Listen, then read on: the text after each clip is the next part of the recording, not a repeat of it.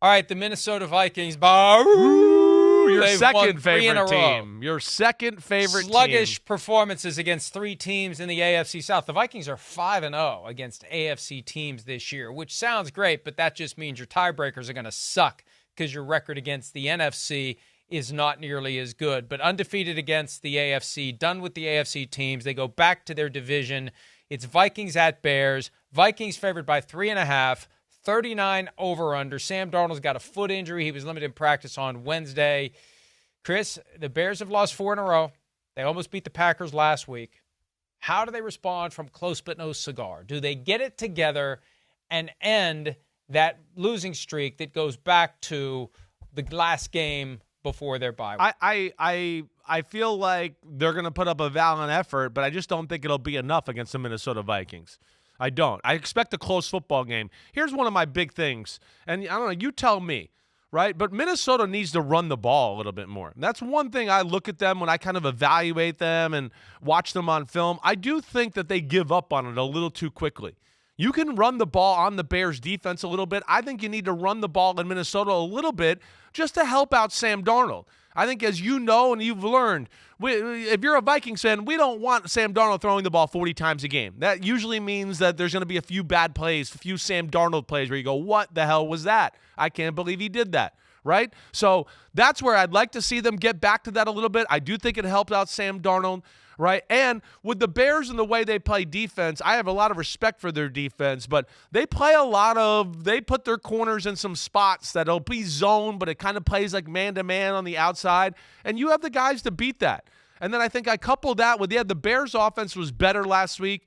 Certainly Caleb was more decisive, and he didn't dance in the pocket all day. He just took off and run. I think you'll continue to see that, but I just don't think they're going to be able to do enough on this Minnesota defense. Minnesota, as you can't run the ball on them. It's going to get them into too many second and longs and third and longs, and then that gets Brian Flores to be really creative with crazy shit he does, and I don't think that's a good formula for that Young's Bear offense and quarterback. I'm going Vikings 2017.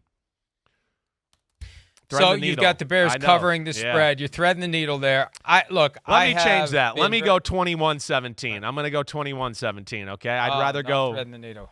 Yeah. I'm going to go 21-17 Vikings. Okay, so you just blew it on both counts because the Bears are going to win this one. I've been paying enough attention to the way the Vikings have been playing in recent weeks to know this is a difficult spot for them. Outdoors, Soldier Field, division rival who knows them well, plays them tough. The offense was better under Thomas Brown last week, more of a chance to get ready this week. And I understand the Brian Flores defense is special. The problem is the offense is not nearly special enough. They've been dicking around with teams they should have been blowing out. They should have blown out the Jaguars. How come you get mad at the Vikings when they play those kind of games, but you don't get mad at the Steelers, your favorite team? Why does your second favorite team get no credit for winning close games, but yet your favorite team, you go, they're awesome, look at them do that? What is it with you? What is it? Tell me. Shut up. I don't know. I don't know what it is. I just expect more offensive firepower from a team with an offensive head coach. Right. I expect grinded out, low-scoring, rough and tumble, black and blue football from the Steelers. So, I don't know, maybe the Vikings are morphing into the Purple People Eaters Part 2, where it is right. defense carrying a subpar offense, but the offense just hasn't been good. And I try not to let myself think about the alternate universe where they traded for Matthew Stafford and what they would be right now if they had. So I've got Vikings losing this one to the Chicago Bears 24-21.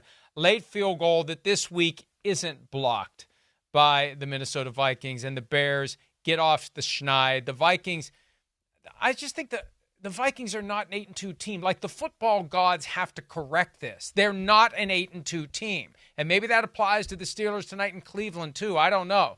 But it definitely applies to the Vikings. 9-2? No freaking way. This is not a 9-2 football team. They are not in the same class as the Eagles and the Lions. And this weekend is when the correction comes. Yo, homies, thanks for watching. Yeah, it's time. The NFL season is here on Chris Simms Unbuttoned. You can hit subscribe to get all the weekly picks, plus our Sunday recaps as the games are happening. Oh, you know it. Nobody does that better than us. Thanks again for watching. Remember to subscribe. Peace out. We'll see you next time on Unbuttoned.